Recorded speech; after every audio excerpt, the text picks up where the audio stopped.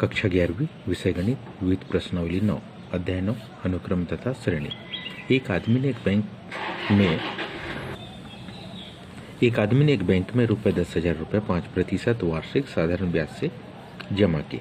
जब ये रकम जमा की गई तब से 15 वर्ष में उसके खाते में कितनी रकम जमा हो गई तथा 20 वर्षों बाद कुल कितनी रकम हो गई, इसको ज्ञात करना है। तो सबसे पहले हम रुपये 10,000 जमा किए। कितने रुपये 10,000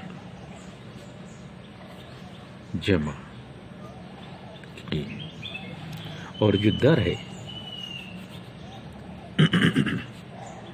और जो ब्याज की दर है वो कितनी है, 5% वार्षिक है। साधारण ब्याज है ये, थोड़ा ध्यान रखना। तब पहले वर्ष में उस व्यक्ति के खाते में जमा धन, तब पहले वर्ष उस व्यक्ति के कहाँ खाते में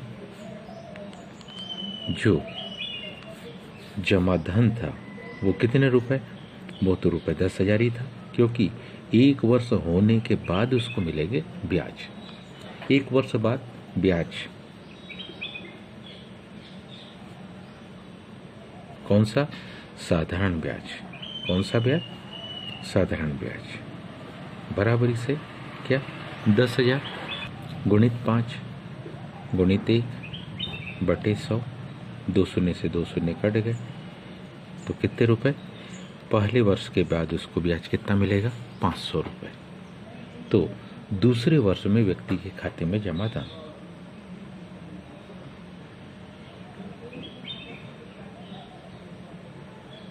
उस व्यक्ति के खाते में जमा धन तो कितने रुपए, 10,000 तो पहले से थे, 500 रुपये और ब्याज के उसको क्या हो गए, मिल गए। तो कुल कितने हो गए, रुपये 10,500। क्योंकि क्या व्यक्ति के खाते में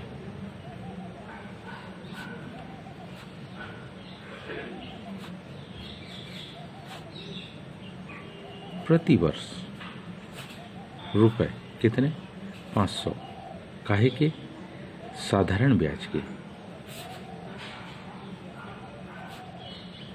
क्या होंगे, जुड़ेंगे।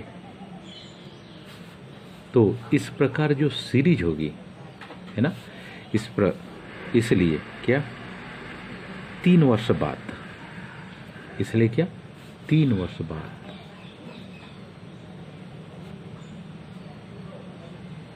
या तीसरे वर्ष में उस व्यक्ति के खाते में क्या, जमा धन। तो दूसरे व्यक्ति, तो ये हो जाएगा कितना, 10,500 में फिर 500 जुड़ जाएंगे, तो ये हो जाएगा कितना, 11,000 रुपये। कितने हो गए, 11,000 रुपये। इस प्रकार यह क्या बन जाएगी, एक समांतर श्रेणी बन जाती है। इस प्रकार यह एक समांतर श्रेणी होगी।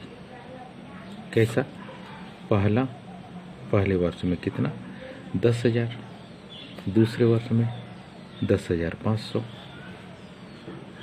ठीक है, फिर 11,000, फिर 11,500।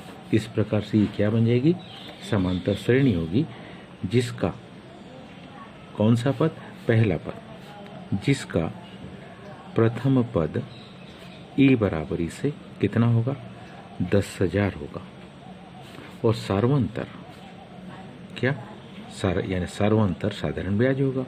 सार्वंतर डी बराबरी से कितना, 500 होगा।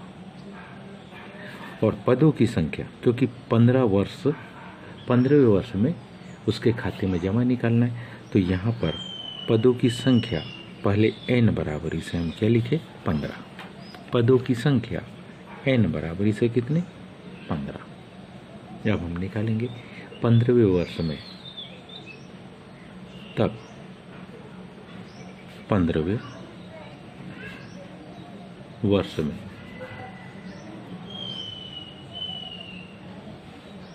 उस व्यक्ति के खाते में जमा धन T15 को निकाल रहे हैं। A plus n-1 into D का उपयोग। T15 बराबरी से A मतलब क्या 10,000 धन 15 ऋण 1 गुणे D मतलब 500। T15 बराबरी से क्या 10,000 धन 15 में से 1 को घटाएंगे तो 14, 14 में 5 का गुणा करेंगे तो कितना 7,000, 14 पंचे 70, ये कितना हो जाएगा 7,000।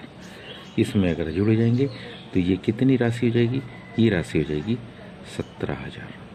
तो हम लिख सकते हैं 15वें वर्ष में उसके खाते में जमा धन।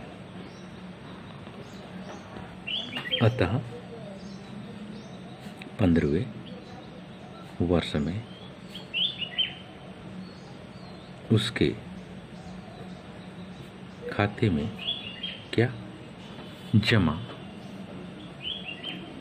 धन कितना होगा रुपए 17,000। इसी प्रकार क्या 20वें वर्ष में उसके क्या खाते में जमा धन,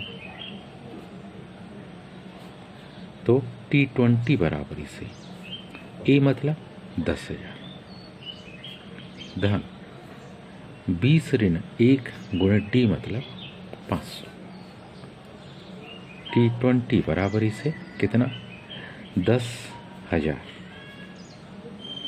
धन 20 में से 1 को घटाएंगे 19, 19 से 500 का गुना करेंगे तो 9,500।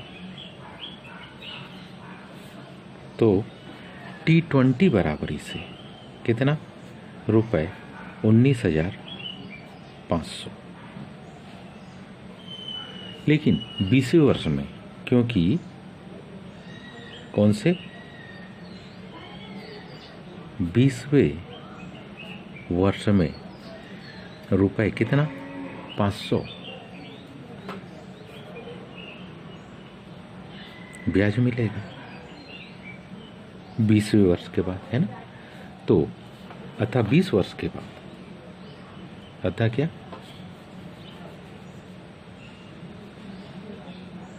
20 वर्ष के बाद, यानी कि क्या, या इसको हम कह सकते 21वें वर्ष में काहे में खाते में जमा धन कितना हो जाएगा 19,500 धन 500, तो कुल कितना, अर्थात कुल 20,000 रुपये उसको मिलेंगे। उम्मीद है आप सबको समझ में आया होगा। आज के लिए इतने शेष कर, धन्यवाद।